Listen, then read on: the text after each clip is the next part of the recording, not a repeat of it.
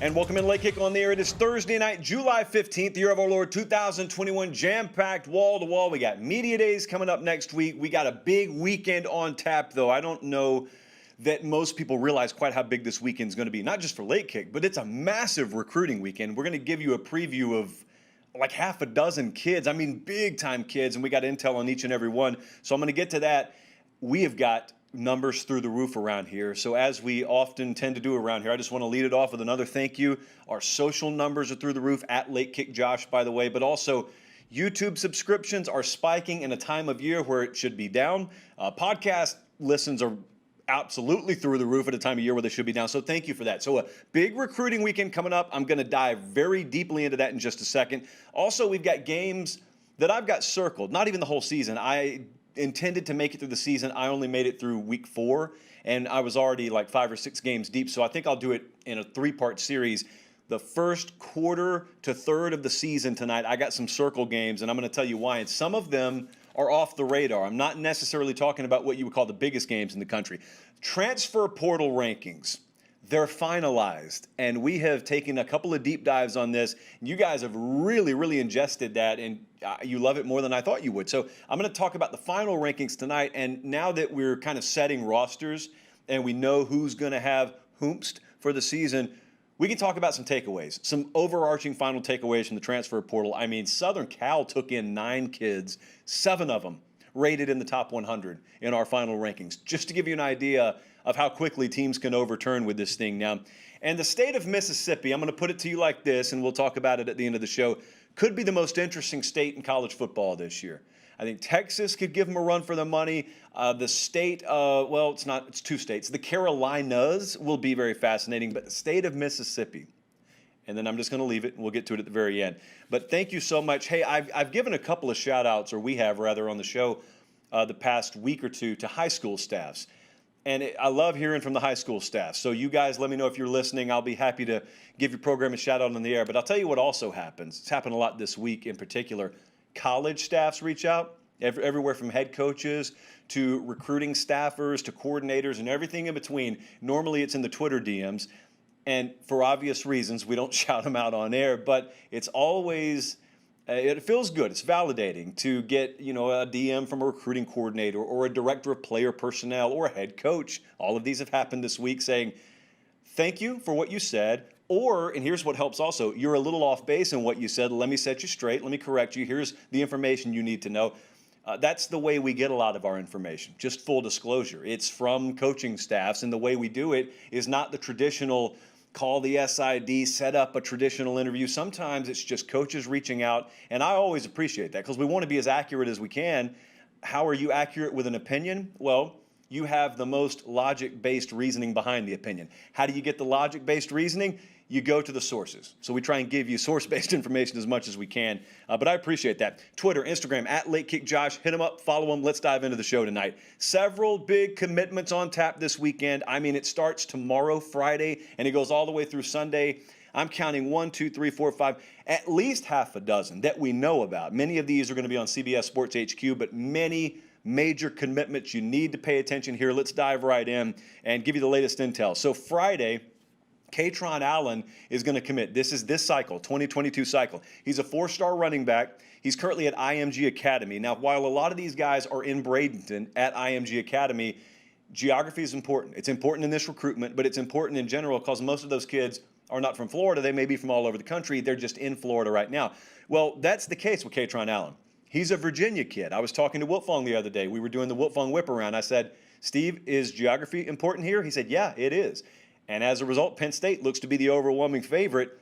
I got a comparison from someone else, not named Steve Wiltfong. He may or may not agree with this. The player comparison was Mark Ingram.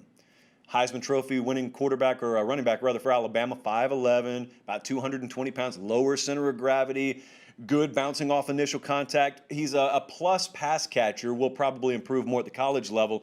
But Penn State, it's important to remember, we were just talking about this, it seems like yesterday, already added Nicholas Singleton, who I think is the best running back in the country for this cycle.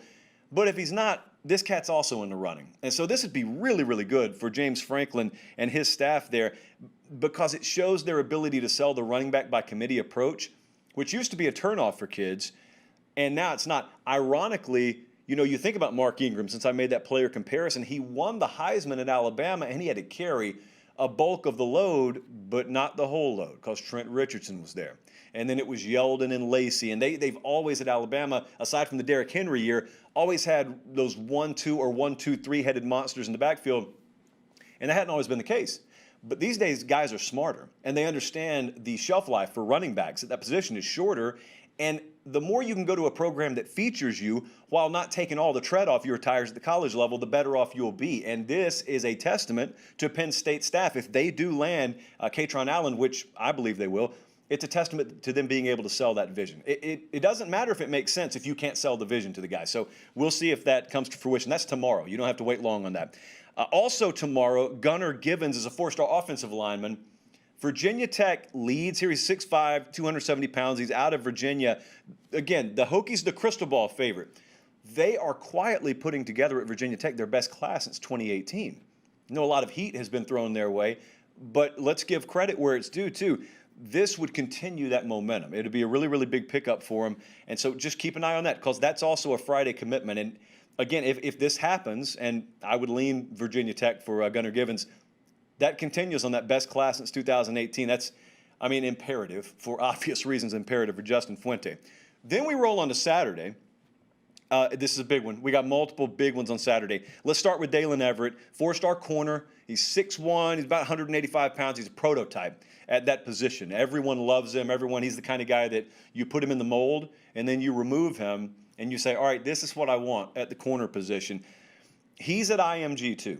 So obviously a lot of these big names are at IMG. This is a Clemson, North Carolina battle. It has been. I talked to Wilt Fong this last week, and he echoed the same sentiment that a lot of other people say, and that is, if it's going to be North Carolina, they probably had ground to make up in the last week. Now, a lot of times what happens is these recruitments go quiet in the last week, and it's tougher to get intel as the decision gets closer, as it should be, I guess. So this is the kind of recruitment that North Carolina put themselves on the map with winning last year. Clemson is no stranger to winning big recruiting battles either. So keep an eye on this one, because that's a big-time player, Dalen Everett. Also on Saturday, Keon Saab. Clemson's in this one too. This is the number 7 overall player in the country. He's 6'2", about 200 pounds. It's a situation where you got a safety, sort of linebacker, could be one of those hybrid players at the next level. Clemson's in this. Texas A&M's been in this. Georgia's been in this.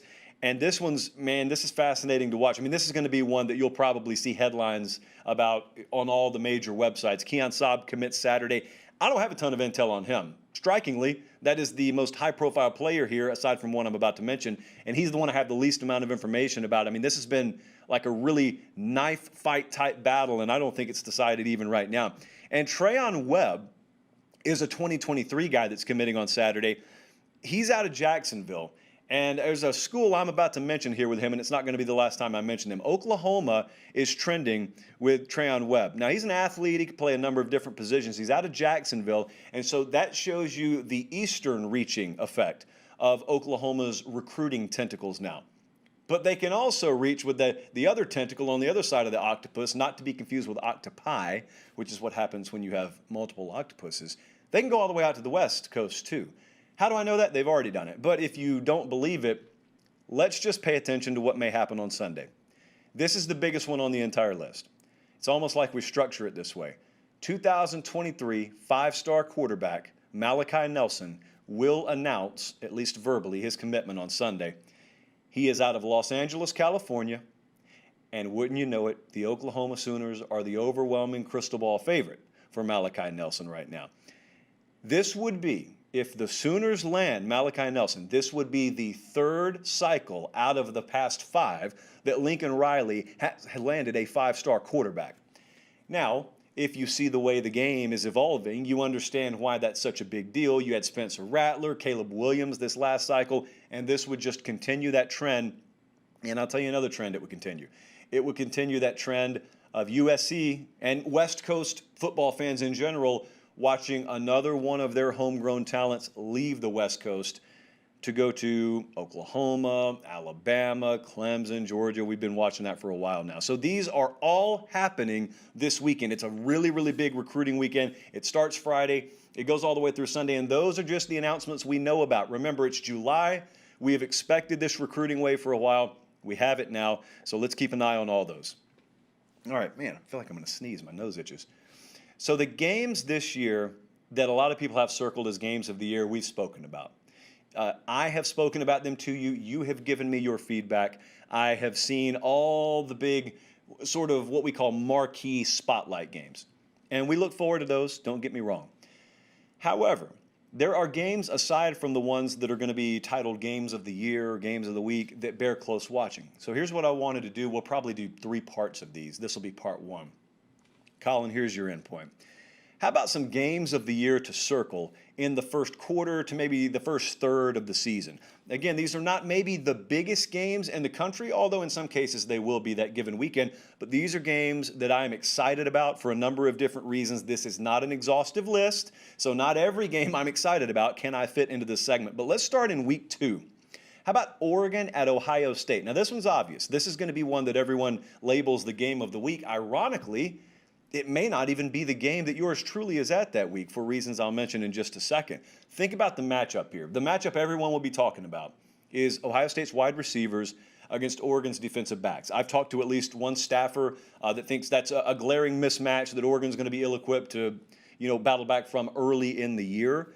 And so that's going to be one of those popular talking points that has some merit to it. I'm not saying it doesn't, but what I'm also excited to look at is both quarterbacks. I mean, the quarterback position at both schools has a level of uncertainty about it from, let's say, the experience or the proven experience standpoint. Now, Anthony Brown's played a lot of football.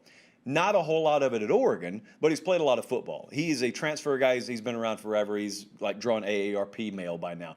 But we don't know what to expect fully from him this year. I think Oregon's wide receiver core is easily the best Mario Cristobal's had. But I also think Ohio State's wide receiver core is certainly the best in the country this year, much less the best that Ryan Day and Brian Hartline have had. But my question also is, with all that immense talent, if C.J. Stroud is who we think he'll be, this is the kind of game where they'll pop and they'll shine, and we'll look at it and say, how in the world is anyone going to beat them this year? Could be one of those games. We'll see.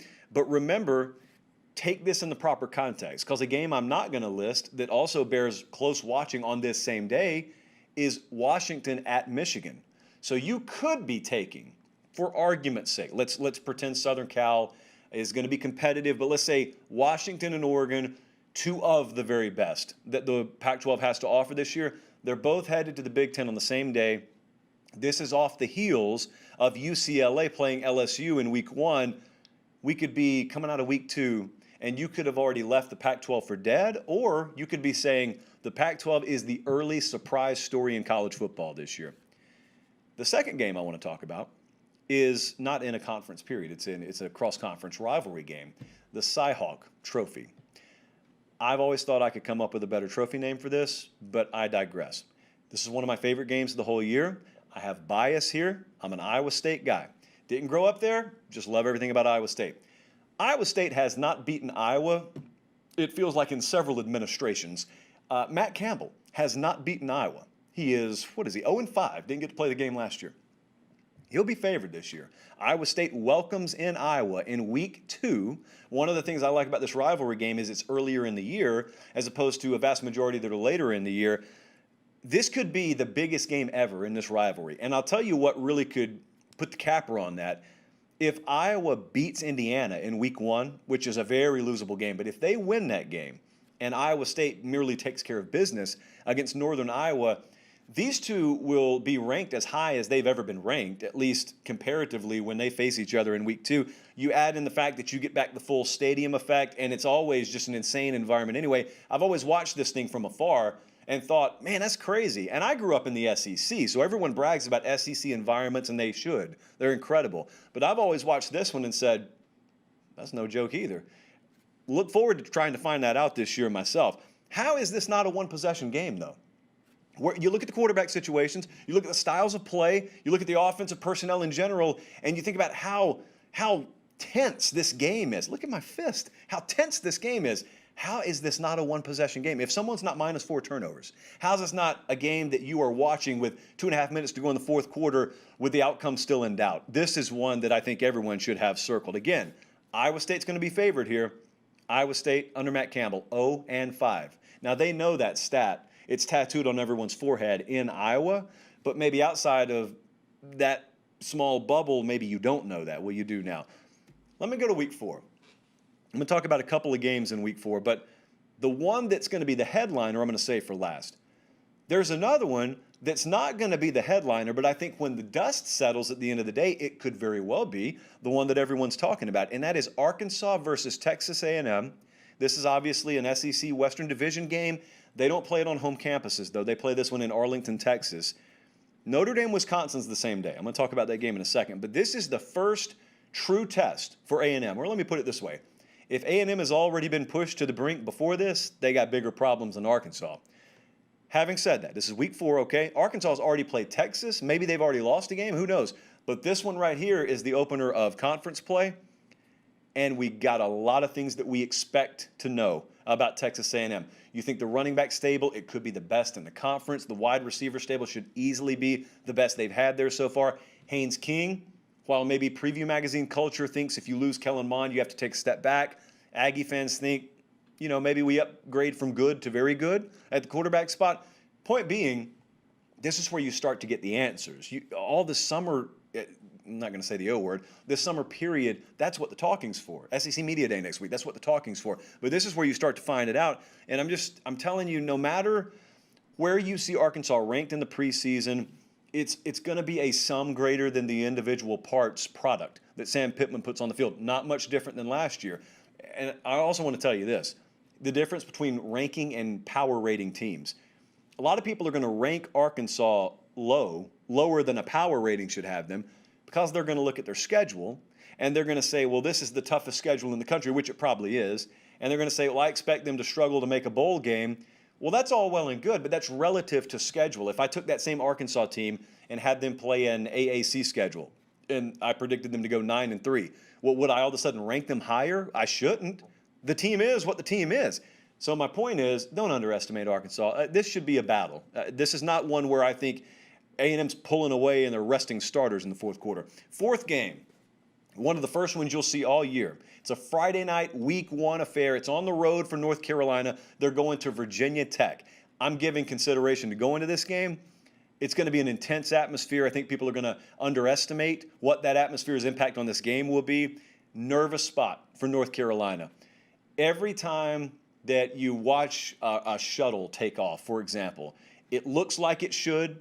You know, in the control center, everything is operational. All those computer monitors have the correct readings on them. But until you get that thing all the way up into space and those rocket boosters detach and, you know, then the rocket, they take over. They turn over control from Houston. Then you take your seat and you lean back a little bit and the white knuckles leave and, okay, we're comfortable. I feel the same way about North Carolina. I know that's graphic. I know it's vivid. I feel the same way about North Carolina. There is a lot in place. Feels like they got the best opportunity they've had in a while. Proven commodity at quarterback. We think they're upgraded defensively. I do, at least. And while they have some pieces to replace it, running back, for example, I feel really good about Ty Chandler. And I also just trust the offensive staff in general. But having said that, you don't know. It's college football. You close your eyes and you throw it out there in week 1 and you hope the product is what it's supposed to be. It's very hard to start fast in week 1. Let alone on the road in front of people who have not been in a packed stadium for 2 years now, and a place where even if you don't expect Virginia Tech to do a lot this year, they don't know that in week 1. It's hard to play in week 1 because everybody's a contender in week 1. You get max effort from everyone in week 1. So that one, I think that's going to be a sight to see. Purely for spectacle purposes alone, if you don't even know how to spell football, that's going to be a sight to see. And the last one is in week 4. It's in Chicago. It's Notre Dame versus Wisconsin. Plan on being at this game. The expectation, I can tell you now, is going to be the winner of this game gets slingshotted right into the playoff conversation. I don't know that it's that simple, only because both of them have losable games the next week. Wisconsin, I think, goes on to play Michigan. Notre Dame, they play Cincinnati the next week. Cincinnati's off a bye. In fact, Colin, listen to this stat because it's going to sound like I make it up. This begins a stretch for Notre Dame where 6 out of their next 7 opponents have a bye before they play the Irish. You heard me right. So ridiculous I have to say it twice. 6 out of 7 opponents, there's a stretch in Notre Dame's schedule where 6 out of 7 opponents in a row have byes before they play Notre Dame. It almost doesn't seem fair. It almost seems like college football may not be set up for Notre Dame to just automatically succeed. My point is, nothing is decided after this game, but it certainly is pivotal, and we get the old Jack Cohn, formerly known as Jack Doan on this show, against his old school storyline, if you're into the storylines. So those are a lot of circle games that at least I have circled, and if you don't have them circled, I'm going to need a good explanation as to why. Switching gears to the transfer portal. The transfer portal rankings are now complete. At 24/7 Sports, we underwent this entirely new feature over the past several months, the transfer portal rankings. I was in the meeting when the idea was born. I'm not going to go as far as to claim the idea, but I think it is a good idea. And I also think the approach we took is probably the best approach. Have several versions of these rankings, and I'll tell you why it's important. There is no start and stop on the transfer portal necessarily. There's not a date, like on signing day. We know when that is. Well, we don't know really when the wave's going to come for the transfer portal. We can guess, but my point is it starts before spring, and then you have spring. Then you have the second wave of transfers, and it's important to just keep getting feedback.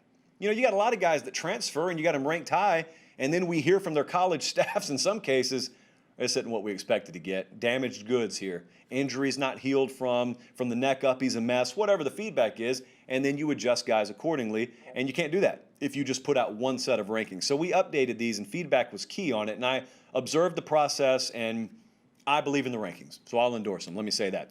First takeaway, Georgia saw some movement here. Georgia's defensive backfield, if you were to go into the spring, knowing what we only knew in the spring, you would have said, oh boy, man, they're going to try and beat Clemson with a bunch of kids out there. Talented kids, but kids nonetheless. Well, then Tyke Smith comes in to man that nickel spot by way of West Virginia. He was, I think, 13th. We bumped him up to 9th. I say we. I'm not on this committee.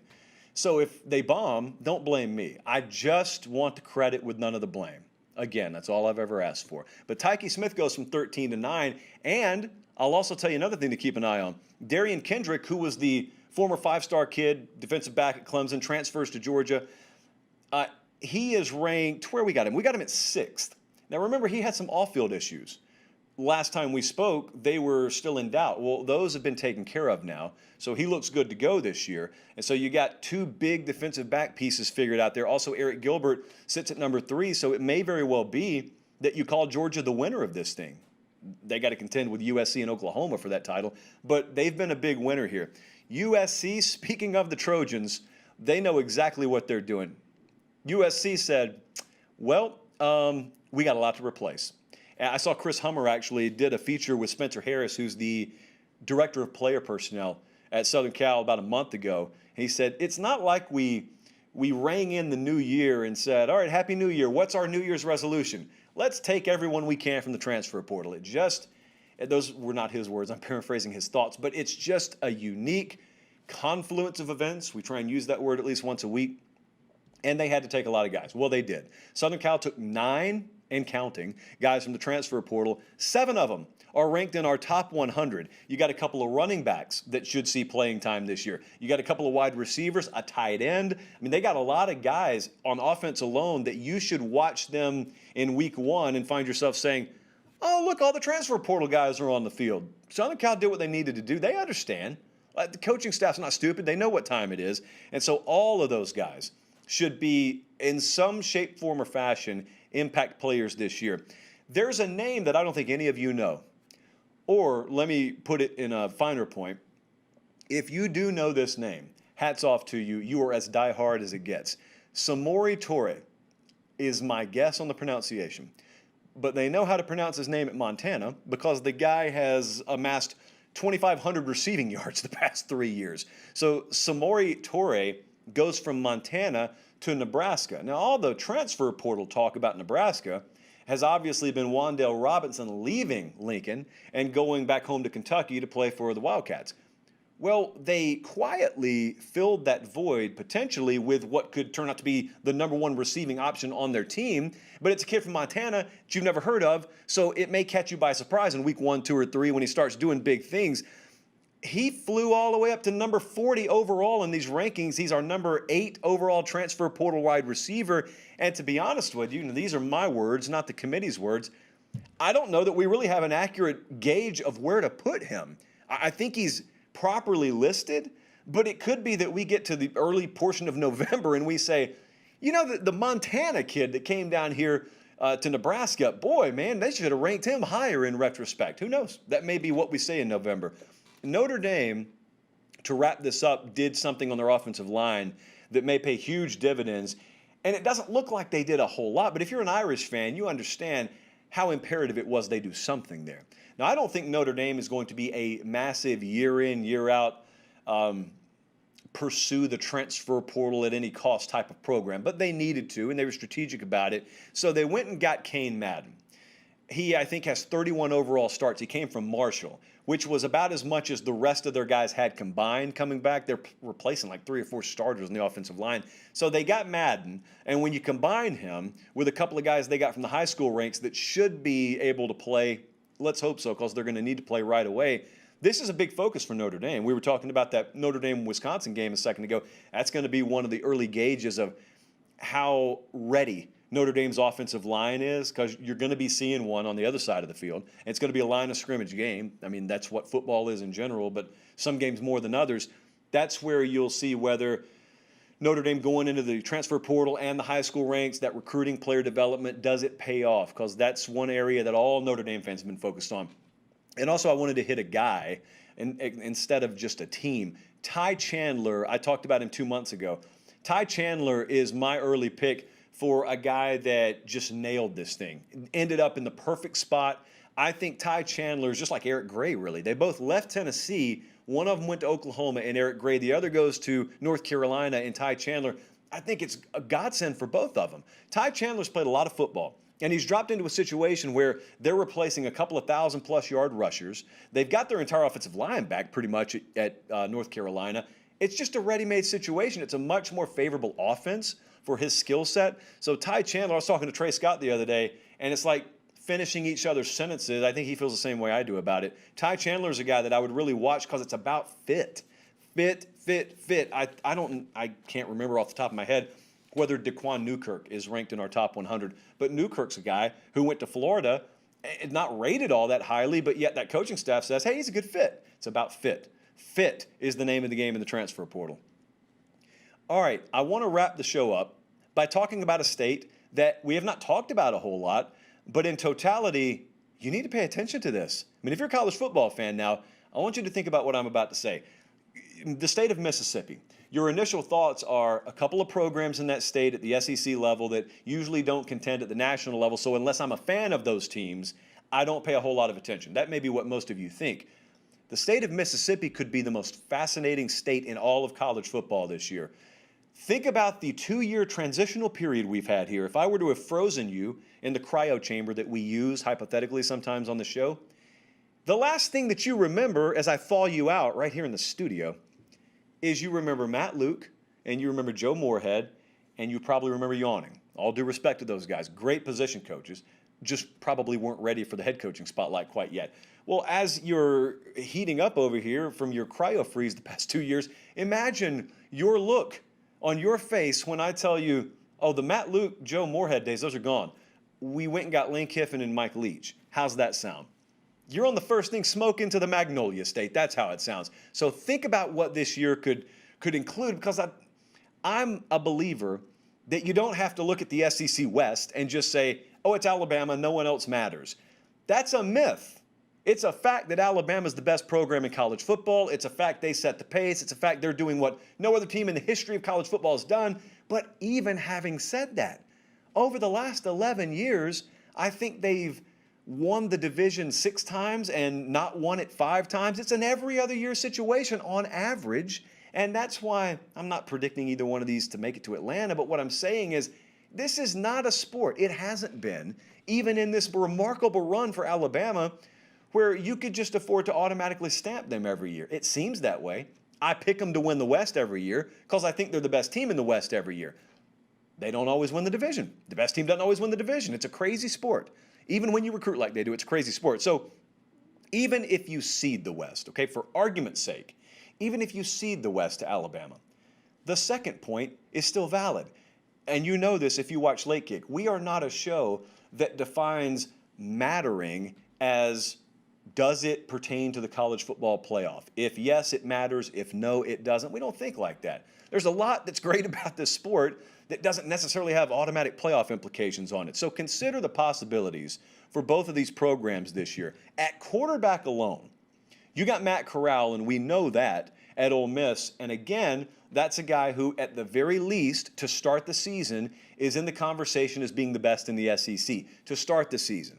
Now, once we see what Bryce Young is, once we see what JT Daniels brings, I saw somebody I thought ridiculously put Emory Jones way up there the other day. Well, listen, maybe they're right and I'm wrong. But once we see what these guys can do, then it could be a different story. But right now, I've seen Matt Corral. I hadn't seen a lot of these guys. So there's still a lot to be decided. Ole Miss has got a commodity that's proven at quarterback, is what I'm saying. And at Mississippi State, it's Will Rogers that's going to be listed in all your preview magazines. But then you're going to learn the name Jack Abraham, I would imagine at some point this year, as the transfer from Southern Miss, who, if we judge Mike Leach based on his history, is going to end up being the quarterback in the Mike Leach system that just pops out of nowhere, and you say, where did Mike Leach find him? Well, I'm telling you now, here in, July 15th, Colin? The answer is Southern Miss, out of nowhere. If you watch the spring game, which probably a dozen of you and no more did, but if you watch the spring game, you saw him. He can play. That guy can play. He didn't come in there to just be a backup either. That guy can play. Competition is very healthy. So quarterback alone is very intriguing here. And then you take into account both head coaches have track records specifically tied to developing that position. Lane Kiffin's done it before. He knows how to do it. Mike Leach has certainly done it at multiple stops. He knows how to do it. The Ole Miss defensive upgrade, I think significantly, is another big story to watch here. It's, again, the difference in them going into games thinking we need to score 40 plus to win versus thinking we need to score 30. Let's get 30, 31. We feel good there. They don't have to be a great defense, but they do need to improve themselves from 38 points per game given up on average. That's what they do need to improve on. So it goes from that 38 or some odd points per game to fill in the blank. Be a good poll question. I guess it's fill in the blank. How high can they rise defensively? Because I think they upgrade all three levels of their defense. It's how much do they upgrade, and collectively, what's the product on the field? Now, with Mississippi State, I think it's an overall team thing. There's not like one position unit I circle and say, well, their entire season rides on that. You could play it that way, but I think in totality terms for Mississippi State, what my mind goes back to, in a 2-win season last year, what my mind goes back to is not that LSU game in week 1. It's the Georgia game they lost, barely. They lost. They were huge underdogs. I think it was between 3 and 4 touchdown underdogs to Georgia, and they go into Athens with under 50 scholarship players, and they battled Georgia right to the end. I think they lost by a touchdown.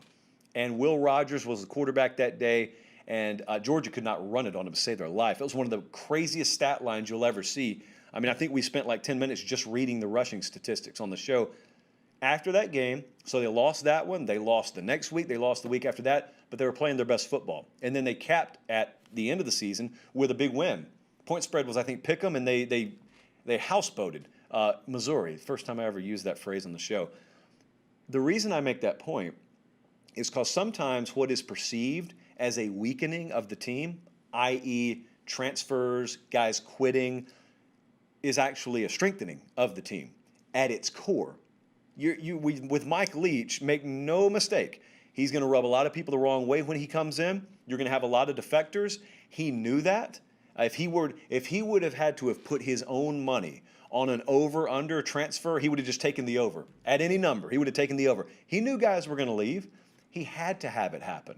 It's no coincidence that when their roster looked the weakest at the end of the year, they played their best football. Now, do you want to continue to roll into games in the Southeastern Conference with 20 or 25 less scholarship players than you're allowed to have? No, of course not. But it's a process that takes a little bit of time. But I say all that to say, whatever you expect from Mississippi State, there could be there could be a little hardening or gelling that's happening there internally from the guys that actually bought in and actually wanted to be there that proves itself on the field this year. Because when you look at Ole Miss or Mississippi State, they're both going to be favored to start the season 3-0. Mississippi State will be favored to be 3-0 when they play LSU. Ole Miss will be favored to be 3-0 when they play Alabama. And if you just hit pause before those two games, and both of them are 3-0, you already will have the nation's attention.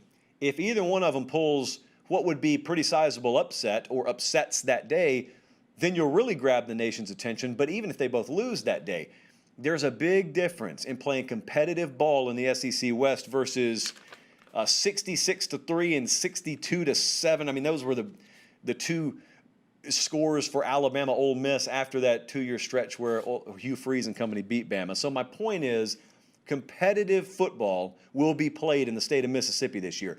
Upsets will probably be pulled that you don't expect by a team or multiple teams in the state of Mississippi this year. But at the very least, it's going to be a fun state to watch. Almost sounds like we're talking about high school football. We're talking about SEC football. That's going to conclude the show tonight. Subscribe to the channel. That's what I meant to ask you to do. Our subscription numbers look really good on the YouTube channel, but I wanted to give you this stat. 72% of people who watch our videos are still unsubscribed. I don't know why, because it's free. It really helps us keep the show free. So I humbly ask, subscribe to the channel. Go to your sister's YouTube account, log in, subscribe for her as well. Make sure you log out afterwards, and just hit thumbs up on the videos. That's all we ask. Again, everything's free. Thank you so much for supporting the show. We have not even begun. We got a bunch of announcements coming, so just hang tight. We are less than 2 months away from kickoff in week 1. For Director Colin, for our entire crew in Fort Lauderdale, I'm Josh Pate signing off. Thanks so much. Have a great weekend. We'll see you back here Sunday, and God bless.